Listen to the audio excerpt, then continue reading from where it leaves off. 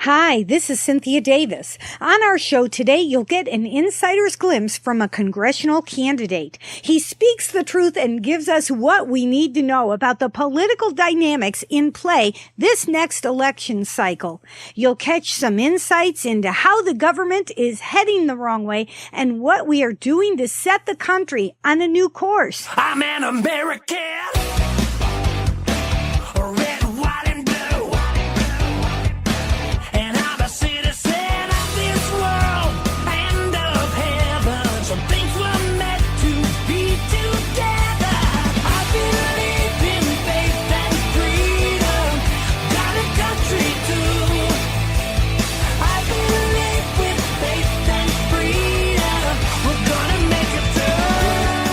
Welcome to Homefront. I'm Cynthia Davis, your host, and I'm here to help. From parenting to public policies to political advice, join me in taking America back one family at a time. Rise up, we gotta stay strong, 'cause everything's on the line. We gotta rise up, we gotta stay strong to save our way of life. As a speaker, writer, former legislator, mother of 7 and wife of 1 for over 30 years, I bring you my experience. Don't lose your freedom. And now it's time for Homefront. Don't lose your freedom. Let's talk about it.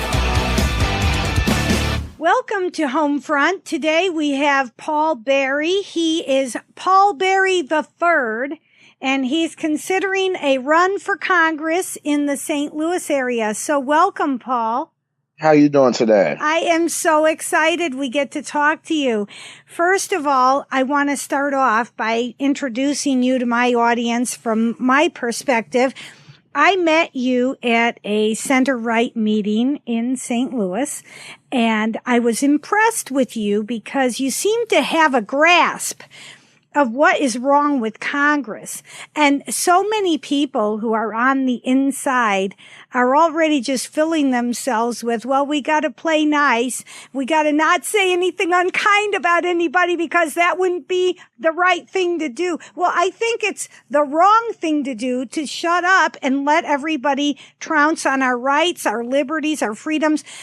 The last we talked, you were thinking about running for Congress. What in the world would make you think about getting into that mess? Well, the problem that we got is I think that a lot of our politicians throughout the United States, I'm not sure if they actually get why the people are so angry. First and foremost, I'm a small businessman and a father of 5 beautiful girls. I will tell you that the opportunities that were provided, even a generation ago, just don't exist. And I am concerned that while we're bickering, while we're not getting anything done, other countries are advancing us and surpassing us. The jobs my kids are going to have to fight for in the next 10 years are not even local jobs. We're on a global economy, and it's not just about competing in the U.S. We have to compete across the country and across the world for these future jobs. How old are your children? My oldest daughter is 16. My youngest daughter is 4, and we fill the gaps in between with 6, 10, and 12. Well, this is the truth we're looking at. The country we're raising our children in is not the same country where you and I were raised. You said just 10 years ago it's changed. Tell me what changes you've seen in the last 10 years. Well, the first thing that really concerns me is the rise of China. Not that we have anything against what any other country is doing, but when you have a country that you are completely dependent financially upon, what if China woke up one day and said that they weren't going to roll over our debt and called it in?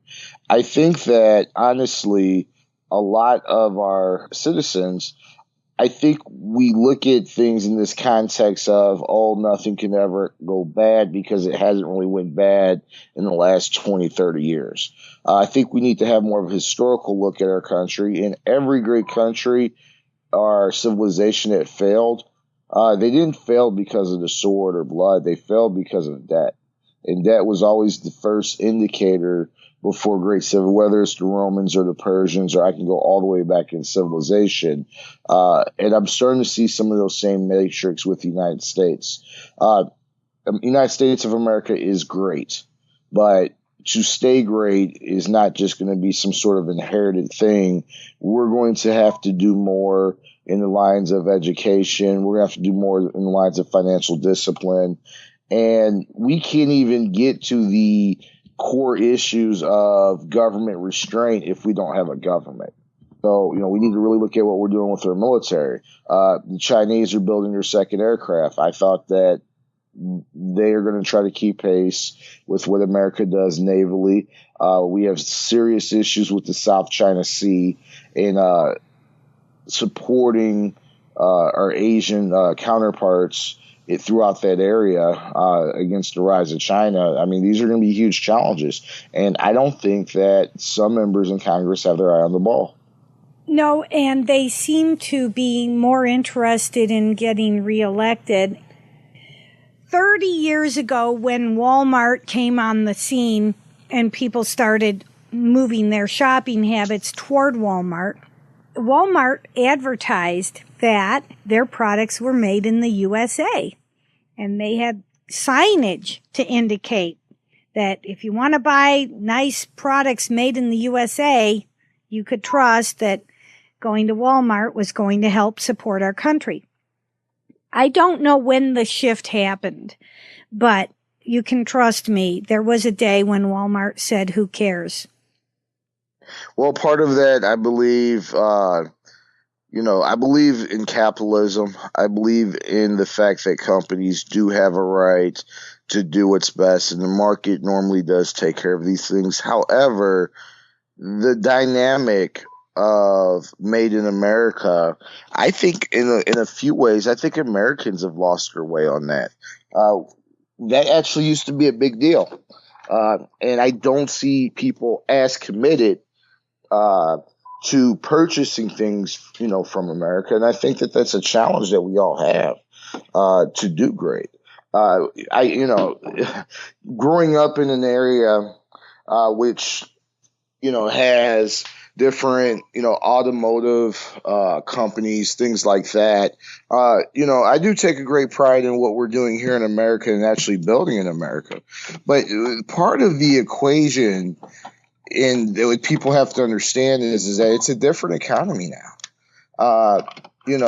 The days of grandpa working at GM and making $57 an hour and that money sort of rolling down to vacations and Christmas gifts, those days are gone.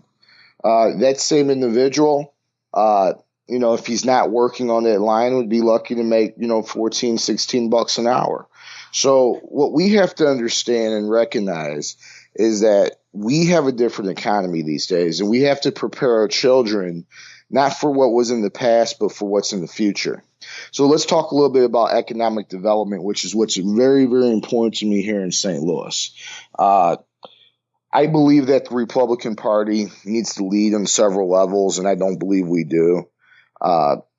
When it comes to, at least in the state, when it comes to job creation, one of the most important things to recognize that we have to accomplish is understanding where the trend's going for the future in the jobs. And I am a big believer that our economy is shifting to an internet-based sales and services. Give you an example, Amazon is one of the fastest growing companies, and simply they specialize in serving almost as an internet Walmart. What is the infrastructure that's required for those type of sales? Logistics and shipping. One of the things they're trending towards is same day delivery. St. Louis region is perfectly placed to serve as a transportation hub, but we have failed. And one of the reasons we failed is large corporations don't want to come into St. Louis because of all the bureaucracy and our city and county level business regulation. In other words, if you're Amazon and your goal is to do same day shipping and you could almost land any product within 2.5 hours of a plane leaving St. Louis, we create a situation where we'd be a perfect hub. But if you're Amazon or one of these huge companies, do you really want to move into St. Louis and deal with more regulation pages than the Bible actually contains? It's the New Testament. It's just absolutely crazy. And until we deal with what's happening with some of our local regulation, we're going to fail as a region. That's number one. Number two, it seems to me that there's a hypocrisy regarding some of our congressionals and their relationships with other members in Congress versus what's best for the people and the party they seek to represent. Sam Graves is a congressman in this state, a U.S. congressman on another part of the state, and was actually quoted in the Post-Dispatch saying that he felt that Lacy Clay was doing a great job for the people of St. Louis. Now, Cynthia, my problem is, what does he think of the people of St. Louis to say that? Because, the guy supports Planned Parenthood. He supports taking guns away and just flaunting the fact that we have a Second Amendment and doesn't want to support the fact that citizens have a right to own guns. I could just take you down a laundry list of liberal policies, and instead of our congressman saying, hey, I have a personal friendship with the guy, but I don't support his politics and I don't support his competency, he actually went to the Post-Dispatch and told the people he's doing a good job. This is the hypocrisy that I'm talking about, and this is what's destroying us as Missourians. I appreciate that. I love your comment about financial disciplines and how the Republicans really don't lead on anything. I was in the Missouri House of Representatives, and it was an interesting time to be there because I was part of the new class of freshmen that changed over the Missouri House of Representatives from being under Democrat rule to Republican control. So I saw the majority shift. I saw the weeping and gnashing of teeth when the Democrats lost the majority. The Democrats were having trouble shifting from being in the majority to being in the minority. But you know what? The story nobody's talking about is I think the Republicans likewise have had great trouble in behaving like they're in the majority. So I don't understand it, and I have many friends in the state and House legislative branch in Jeff City, and I have several endorsements for my potential congressional run. But as I've expressed to them, my frustration lies in a few different areas. Number one, you have this transformative events that happened in Ferguson. And the way that I look at that as a minority Republican, I look at that as the Berlin Wall falling down in Germany. In other words, the failed socialist policies that they tried to force upon the people for decades fell. Now, what we didn't have in this state is that Reagan-like moment where somebody asked Gorbachev to tear down his walls. In other words, we didn't come in with solid Republican fiscal policies and constitutional policies that could show the people that there's a better way. If that isn't a fail of the Democrats' belief in policies, I don't know what is. And what we needed was a Reagan-esque type attitude in Jeff City of how we're going to address this. When John Deal says, well, we're not going to have a Ferguson agenda, I can understand of not wanting to tie any type of policy to the issues that were going there. However, it lacks leadership. And I've always taken issue with that. And if we're going to ever be successful in statewide elections, you can't ignore a part of the state that has 1/8 of the voters. And when you look at my congressional district, the MOCD1, I have in the 2016 election 2 state Senate seats and 22 state House seats that are not going to field a Republican candidate, and they will go unopposed to the Democrats. How can we ever build coalitions and make a stand at the Alamo if you're not even going to get in the ring and fight? This is one of the reasons that I'm having to consider this run, because who are statewide candidates going to depend upon during the 2016 election when it's time to get literature out, or it's time to have what's called the lower ticket candidate help the party grow? That's number one. Number two, and as you know, Cynthia, I am a African American. Our party has done a horrible job at establishing the talent within the state, other African American Republicans in consulting positions and staffing positions. There's not one African American that works as a staffer in Jeff City for the Republican Party or works for any of the consulting firms for the bigger, what I call the big three or the big five in this state. So how are you going to exactly grow the message? And what's sad about that is we have talented African Americans in this state. Eddie Cage, Stacey Washington, Chris Arps. I could just go down the line of people that, quite frankly, Kevin Jackson, that could help us do major things. And you know what ends up happening? They sort of burn out on waiting for opportunity with our party, and they end up going into the media sphere. Let me add one more lady to your list, Madalena Key. Yes, Madalena Key, Stephanie Rubach, Zeta Hackworth. I could just go down the line. We really are talented, but we just aren't utilizing the talent that we have. One issue that we all come together on, which I don't think any of us need invitation, is our pro-life initiatives. We all do that out of a personal love, but our party needs to identify potential, what I call advocates and ambassadors to my community, to show and to teach that the Republicans, I want to be very careful to talk just about party, but let's just talk, instead of saying Republicans, the conservative policies that we all know that work. It's like we let Lacey Clay's district just go to wherever because who cares? It's a lost cause. And that's not the right attitude. Well, let me say two things to that. One, it's horrible political strategy. Because if you surrender the whole congressional district, including every gosh darn state Senate seat, state House seat, every election, every school board, where do you think those resources go to the general election? They go against the districts where Ed Wagner resides. They go in the districts where Blaine Lukermeyer resides.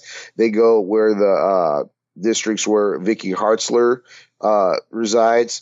And it makes Republicans, it makes a more difficult situation for Republicans during statewide elections. What you want to do is you want to challenge them on their own ground, make them defend those seats. And quite frankly, when you don't give a voter the opportunity to vote for anything else other than Democrat, you're making it a lifetime Democrat in the process. We should always, especially in this party, I support right to work, but I will tell you that we have spent hundreds of thousands of dollars and probably within a few months, millions of dollars going after other Republicans. How much money exactly have we spent to grow the party in MOCD1 or with African Americans or with Asians or with Latinos in this area? We haven't spent a dime unless it's ran through my campaign. This is going to be why, if we don't take this on, Chris Koster may be the next governor if we don't make a stand. Well, let me ask you about a statistic, because 90% of the time the incumbent wins. So why would anybody take on an incumbent if the odds are that badly against you? Well, a couple of reasons. Number one, you do it because of principle. If you don't I don't want to compare politics to the gospel, but can I just sort of use an example discussing the gospel? Please. If you don't preach the gospel, how are people going to learn? Everybody that ever got involved with Jesus was taught by somebody. And you have an inherited love for God, but it still took man's teachings to get us to understand. And to utilize a superior example to an inferior thing like politics, you got to first be willing to go and have a person that people can see that may look like them, may sound like them, but may not agree with what everybody else agrees with. And we have to be able to advocate our messaging. You don't advocate your messaging by not having candidates in the area. That's number one. Number two, when you're talking about the personal race, I can tell you, if you're talking about our presidential election, if we ever had what I call an incumbent candidate, it was Jeb Bush, and you see what's happening there. We have gotten to the point where the career politician, people see them as evil. Lacy Clay and his father have had that congressional seat for over 46 years. I want that to sort of sink on everybody for a second. This election is not even really going to be about Paul Berry if I decide to run for Congress. It's going to be a referendum on career politicians, especially people like Lacy Clay, who have been in office 16 years. What has he really accomplished? Where was he at there in Ferguson? The first Congressional is a gerrymandered district. So I was asked, it was interesting, Cynthia, I was asked about a week and a half ago, well, why is Lacy Clay responsible for, quote unquote, the issues in Missouri regarding African Americans? And I answered that very simply. He benefits from a gerrymandered district. If we're going to create this district to give African Americans a voice in Congress, and there's a whole argument of whether we should be doing that or not anyways, but under the current system, he does, in my opinion, have a moral obligation to try to show leadership on that. And look what he does. He supports Nixon. Now, Cynthia, one other thing I wanted to sort of discuss with you. The main issue that I have with people like Lacy Clay and some, I'm not going to say all, but some of the African-American Democrats is they support an agenda that's not even supported by their own community. Hi, friends. Do you like what you're hearing? Then go to my website. It's cynthiadavis.net and sign up for my newsletter.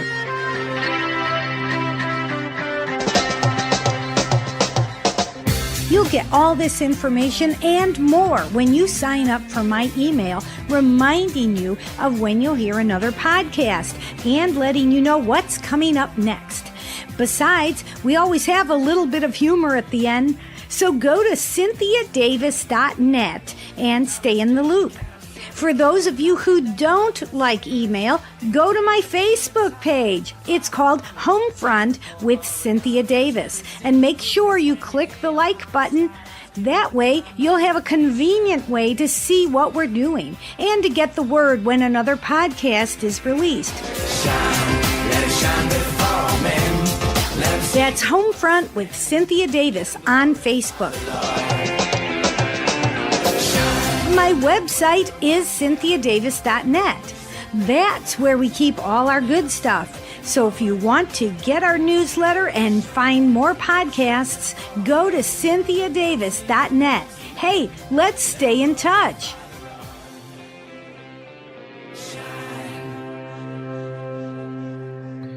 One thing about Lacy Clay, and some, not all, but some African-American Democrat politicians in this state, they don't support the agenda and political policies that their constituents either care about or are most important to them. And let me give you some examples. Unions in the state of Missouri have a horrible history with African Americans and inclusion. Yet you have people like Lacey Clay that say, I stand with the unions. Things like same-sex marriage. Same-sex marriage actually is not supported by a majority of African Americans, and it's definitely not at the top of the agenda of what's important. What's important to the people in the city of St. Louis right now is crime, is schools, jobs, high taxes, overregulation. Sound familiar? Things that the Republican Party cares about. Yet the Democrats and what people like Lacey Clay will do is he will sort of corral African American votes just sort of under his emblem of being Lacey Clay. And when he is needing support for his own campaign, he'll get on the Bloomberg kick saying, okay, we want to ban all guns. Well, that's very disingenuous to the people of the community to support policies that are best for yourself and not what's best for the people. Because I can tell you emphatically, by banning guns from, lawful gun owners in my district is not what needs to happen in order to make people safe.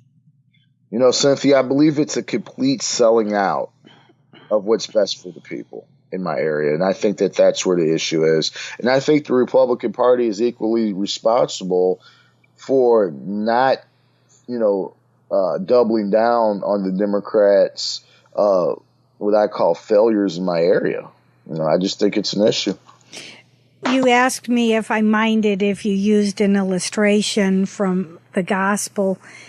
And I own a Christian bookstore, and I've been selling Bibles and Christian books and cards and gifts with scripture on them for 27 years.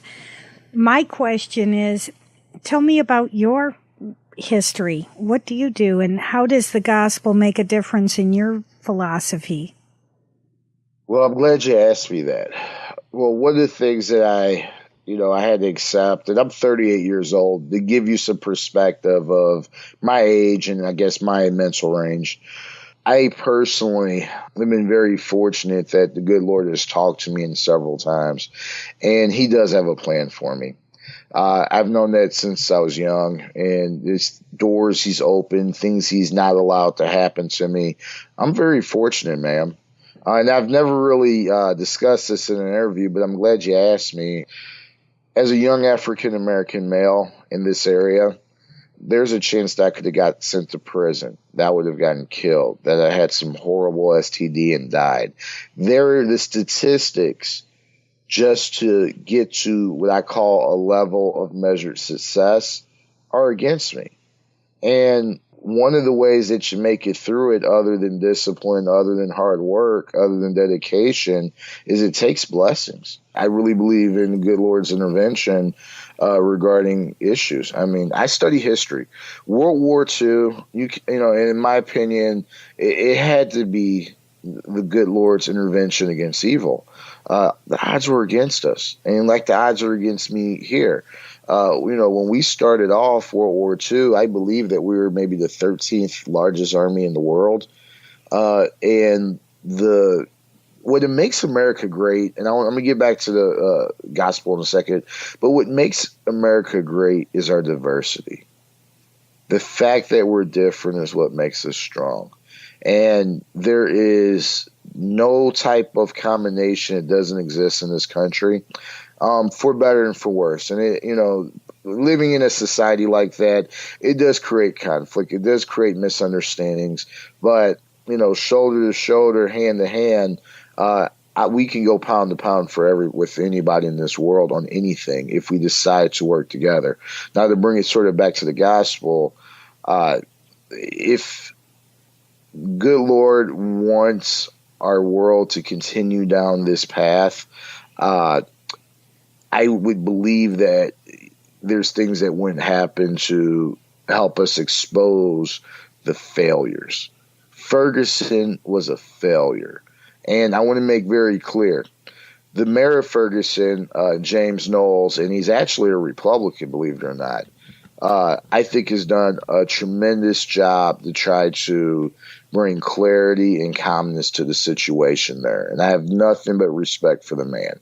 So I want to try to make a difference between utilizing words like Ferguson and the actual leaders. What I'm more referring to is an overall failure throughout the MOCD1 for Mayor Slay, Jay Nixon, and Lacey Clay's failed policies. And for the life of me, I don't understand why every Republican in this state isn't calling out these failures. It's like we're more willing to go after ourselves in the Republican Party than to go after the actual Democrats. And that's something that I've never really been able to understand why that's our focus. I'm all for free speech. And if somebody votes ways you don't want to support, you know what you do. You go in their area, you find a better candidate, you primary them, and you get their butts out of there. But this idea that, we're just going to go and run hit ads against Republicans without either, supplementing that with a replacement candidate, to me, it's a waste of resources at best and plainly stupid at worst. I just think we could do better. And I've sort of been dismayed with that over the last 6 months. And I'm a complete right to work guy, so I don't really fall in that category of receiving those type of, campaign against myself. But what is it doing to grow the party with people that currently do not support the Republican Party? I would love for us to double down with our libertarians. This has always been sort of a split. And if you look at Jay Ashcroft's race for state senate or Rick Stream's race for county executive, I believe both races were within the area of margin regarding libertarian votes. We have done a horrible job of outreach and inclusion, not just with minorities, not just with women, with people that are like-minded about the Constitution as ourselves. The question I would be saying if I was running for governor is I'd be going to the Libertarian Party and saying, who stands for what you stand for more, myself or Chris Koster? Because Chris Koster is going to win if we decide to split our votes, even by the small percentages the Libertarian Party maintains. What then made you decide to run for Congress when it's more expensive and more work? Why not try for a state rep or even state senate? I'm glad you asked me that question.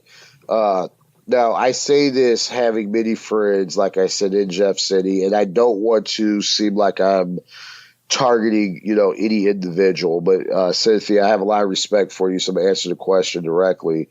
I don't believe that at the state level that there's any type of commitment whatsoever for growth in the Republican Party in my area through state House or Senate seats. It's just that simple. I ran against Mary Nichols, who is a state rep, a Democrat. I did that in 2014. There was very little support that I received in infrastructure. And on the flip side, the Democratic Party had UAW making phone bank calls. Planned Parenthood sent letters and mailers. I had African American legislators walking in my district in support of Mary Nichols. Those were Democrats. I didn't see much from our vast infrastructure we have in this state to help me combat that. Now, as individuals, there were several Republicans that stood up for me. To give you some examples, Sue Allen, I don't believe I would even be running in elections to this day if it wasn't for the modest, kind words that she gave me during the election. People like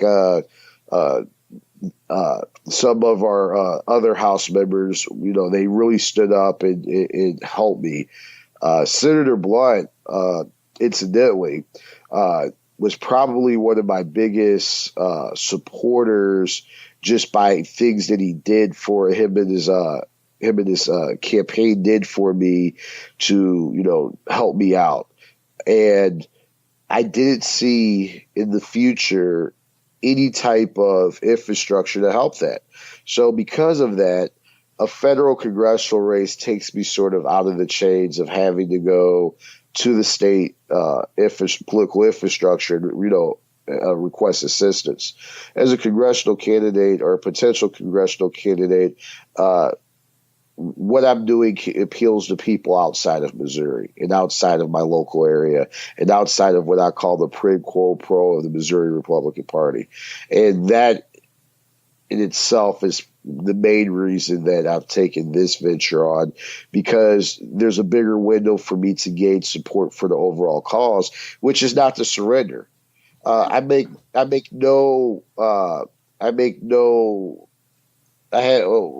Excuse me. When it comes to, viability of winning the race, it's a very, very difficult race. But people that I've talked to are more interested in standing up against Lacey Clay versus a state rep seat with Mary Nichols, which nobody really cares about because of our super majorities. Now, if that election turned upon, if I win that, we have the majority, then I think there'd be a more concerted effort to help. But, when we're winning seats all over the place, who cares if we get a Northwest St. Louis County Democrat seat? It's just not a priority to anybody. But running for an election that has 1/8 of the voters in the state, anybody that wants to run statewide has to take notice in what we're doing here. And I sort of require them to have an agenda in my area or I'll oppose them. And I've told many statewide candidates that, and they understand where I'm coming from. They understand what I'm trying to do. And we've built a lot of success just based upon that premise over the last 6 months. When you told the story about Sue Allen saying something nice to you, that is so important.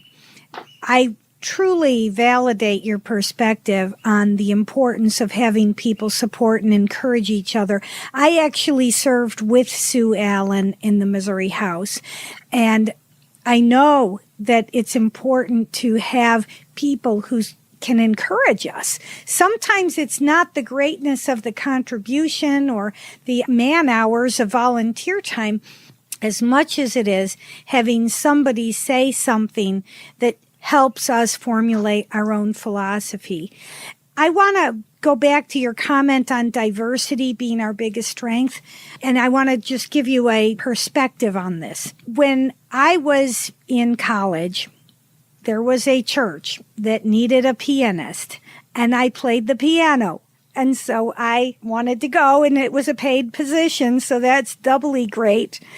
This was Pilgrim Baptist Church in Nyack, New York. It's not that they played the piano better than me, it's that they played it different than me. I will just say I was the only white person in there, but I loved it and I learned a lot from it. And they equally loved me because I was the only white person they ever knew who knew how to play the piano right. And it's just so important, and this is one of the things we run into as Republicans. There is a liberal media here in St. Louis and throughout the country that wants to paint us a certain way. I will tell you emphatically that when you're talking about issues of race and racism, there are Republicans that are racist. There are Democrats that are racist. There are clowns that are racist. There are doctors that are racist. There are lawyers that are racist. You can't peg one party for having faults in anything. The same thing goes with sexism. The same thing goes with people that don't respect the Constitution. We have some of those in our party. And this idea that, we have, that the liberal media wants to say that the Republican Party, is this and we're that when it comes to these issues, it's just sickening to me. And I think that we need to do a better job of messaging. One of the things that the Republican Party, in my opinion, could do a better job of is denouncing what I call bad statements. I think that that's where we fail most. In other words, and you know this, Cynthia, the majority of the Republican Party, people in Jeff City, people that within what we call the system, they're not racist. And they don't have these bad, ideas of minorities and things like that. You and I know it because we've sat in a room with them. Mm-hmm. But where we fail is that when that one bad apple strikes, we're not doing enough to denounce that bad apple, and that's becomes a credibility factor for people in the community. Educated people that aren't just buying into what I call the BS, but they do have valid concerns. And it would be very nice. And, I can't think of a recent example, at least within our state, but this has happened sort of at a national level where we're not being the leader on these issues. If we're the party of Constitution, you know what I would do if I was in charge of the RNC? What? I'd make it my number one platform to get all Republicans to understand that we don't pick constitutional amendments in the Constitution like we're ordering an Emo's Pizza, which ones we want and which ones we don't. We support them all blindly and wholeheartedly. And that breaks down the hypocrisy. When you go into a minority community and their concern may be civil rights, I'd be talking about the Second Amendment. And when I go and I'm at a Second Amendment convention, which I'm a big supporter of, I try to talk to things about First Amendment rights and things like right to jury trial and right to bail. Because all of our there's not a constitutional right that has what I call a trump card or one over the other. They're all equally as important. And if we can get a constitutional basis, it will get us further. Cynthia, you may know that I used to be a Democrat. And I left the Democrat Party because I was looking for a party that I could build upon. And I couldn't find anything in the Democratic Party to get my feet solid on. What I found in the Republican Party that I could push off and create with is two things: love for God and love for the Constitution. Because those are two things that I can go into MOCD1 and start healing and start building my community again. You can't build your community on thinking we need more abortions. You can't build a community upon saying people have less constitutional rights to bear arms in my district, but you go to Poplar Bluff or Joplin and open carry is not only permitted, it's encouraged. These are the hypocrisies that we have to take head on. It's just if we're not willing to fight and we're not willing to challenge, then we've just sort of succumbed ourselves to the evil that's out there. That's correct. And also, why is it that the Democrat Party had the perception of being the big tent? And by definition of big tent, that means they're open to anything and everything. They essentially have no standards.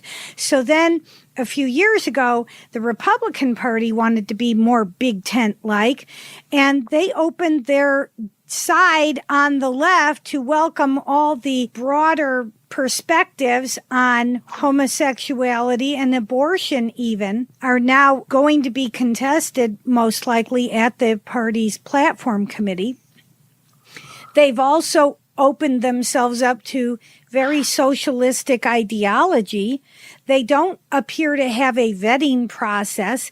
So why is it when the tent swings, it swings only to the left and not the right? I feel like people on the right are the ones getting left out in the cold. Well, the problem is that we're not engaging this community. Most of these people don't support the platform wholeheartedly.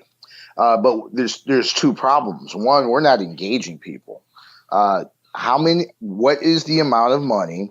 And, I don't think money means everything, but I want to just sort of get like a bottom line so people can understand. How much money have we spent in MOCD1 to promote the Republican platform? How many staffers do we have? How many billboards do we have? How many listening sessions do we have? One of the problems we have in the Republican Party, especially in the St. Louis area, is, and I go to many of these events, they're the same people at every event that I go to. So the problem is that if I can't get them to support me, then I'm not going to do well anyways. How do we get outside of that box and talk to a guy? And let me give you some examples.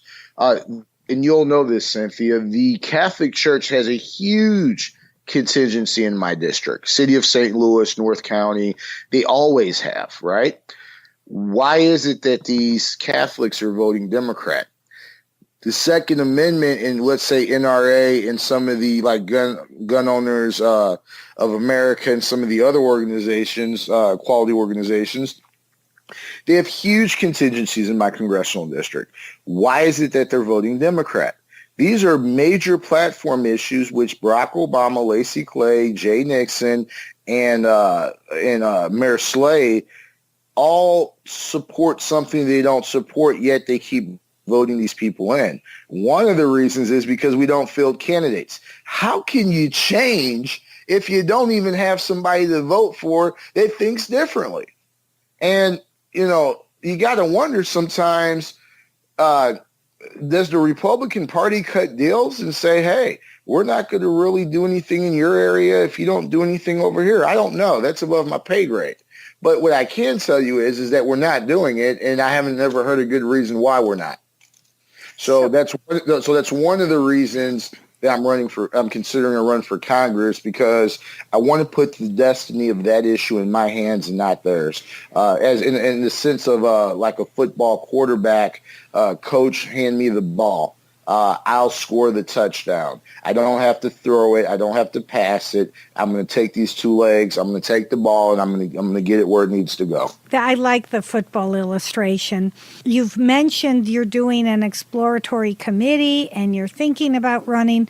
When are you going to make that decision? That announcement will come actually the first day of our state Lincoln Reagan Day. February 26th is when I'll be announcing my decision. It will not actually be part of the Lincoln Reagan Day. It will be at an event that starts an hour and a half actually before our convention starts there in Maryland Heights, Missouri, at the Sheraton Hotel. Well, we will hold our breath and wait and hope for the best. Well, one of the things I also wanted to say to you is that part of this process is, like I was saying before, of getting out of our circle of people that already think 90% just like us. I had a appearance on MSNBC over the weekend on national news. I actually flew up to New York.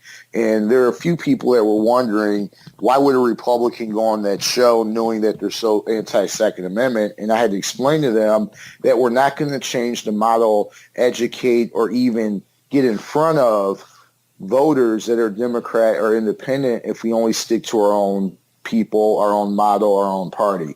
You got to cross over to enemy lines to get to the enemy.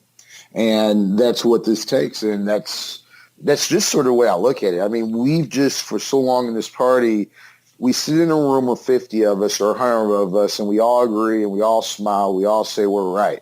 Well, there's another 750,000 people in the congressional district that aren't getting the message. And without a candidate or a campaign or something to try to make the argument, we're just going to continue losing statewide elections. And, I really hope that my efforts will make some change there. I hope they will, too. I do want to make a statement about our unity, because the unity can only come from having shared values. This nation was made great by being one nation under God, indivisible, with liberty and justice, for all. Thank you. And that's the thing that we got to get back to. Just to give you some examples of what I'm doing in the area. One of the most interesting conversations I have with African Americans in my district is talking about Martin Luther King. And they're just shocked that Martin Luther King wasn't a Democrat. They don't understand the history of the Democratic Party. When we talk about Abraham Lincoln, there are many that don't really think off the top of their head that Lincoln was a Republican. The Democratic Party at some point recognized that they were behind the curve, and they adjusted. Now, they adjusted in a way that I don't think they kept all their principles. They found a few core things. They found good lobbyist support for it, and they built upon it. Things like the pro-choice. I think that's a horrible platform for the Democrats to build a party off of, supporting abortion, but they're doing it, and they're doing it successfully. One of the main reasons is we're not doing a good job of advocating of why that's a bad idea. Why is it that these Planned Parenthood places are always situated in African American communities? I want to teach the public that young black babies are beautiful. And, part of being pro-life is supporting life, not just from inception, not just from the time that the baby's born, but throughout the kid's life. Now, that doesn't mean we have to do it with entitlements, but a pure respect for family.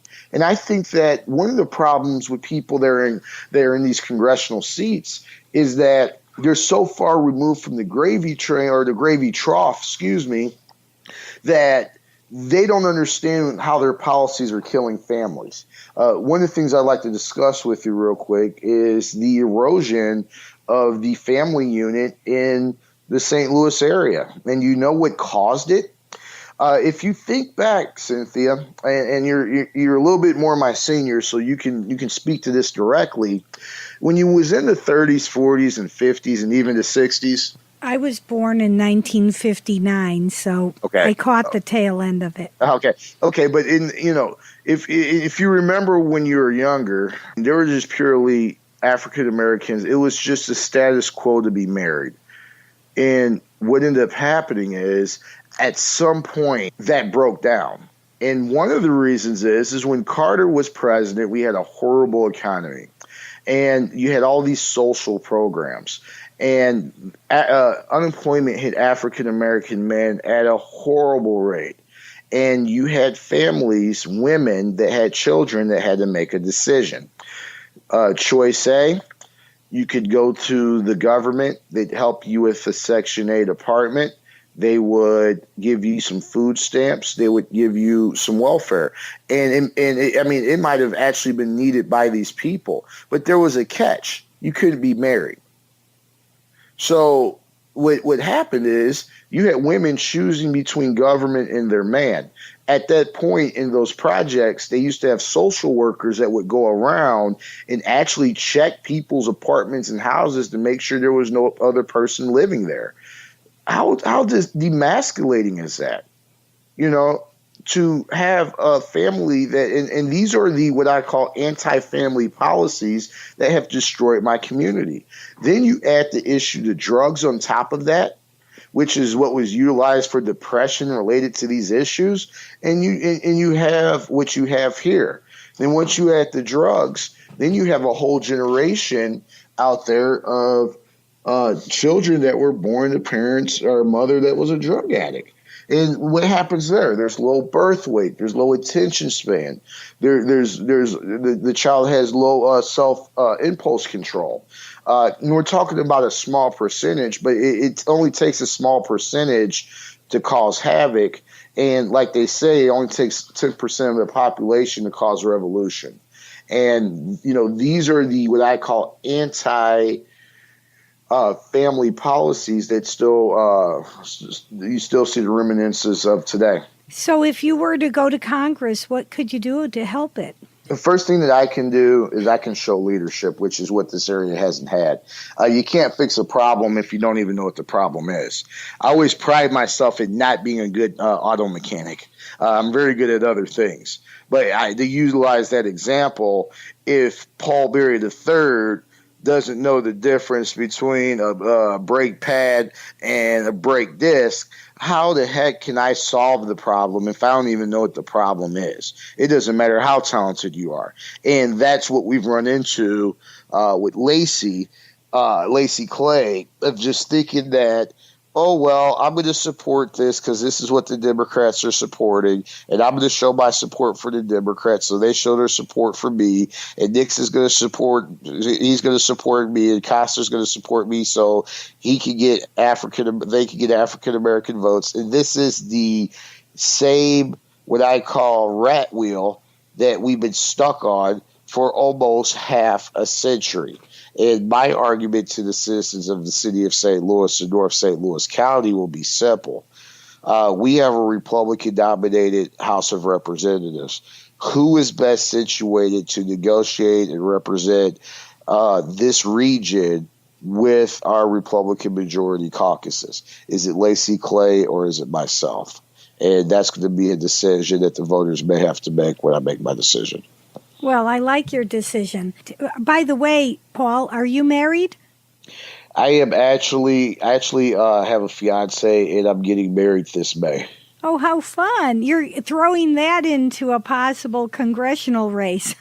Yeah. Well, the thing is that sort of trumped anything else that was going on. So it was sort of the other way around. I sort of threw the congressional race in between my new nuptials. Well, somebody's got to do it. Anyway, thank you. I think you're a good man to do the cleanup of the mess you've got over there. And I applaud your efforts for trying to highlight and bring to everybody's attention what the problems are. Well, most importantly, and if I could just add one more thing, what we're doing now, and we've had a lot of success in building up a pretty strong team, which you're aware of. But one of the things we're trying to do now is show National Party, show what I call the figureheads of the state, that we do have a widespread support, not just in my congressional district, but throughout Missouri. And I have a website. It's www.berry, BERRY, Missouri.com. That's berry4missouri.com. And we have a website where if you have any interest in donating, I would love to publish every donation that we get to the powers that be, even if it's, a $50 donation. That is one patriot that I can go back to the state party, the national party, and the figureheads and say, these are people that support what we're doing. I have to question whether there are some politicians that would rather play nice with Lacey Clay than to get down and dirty with them.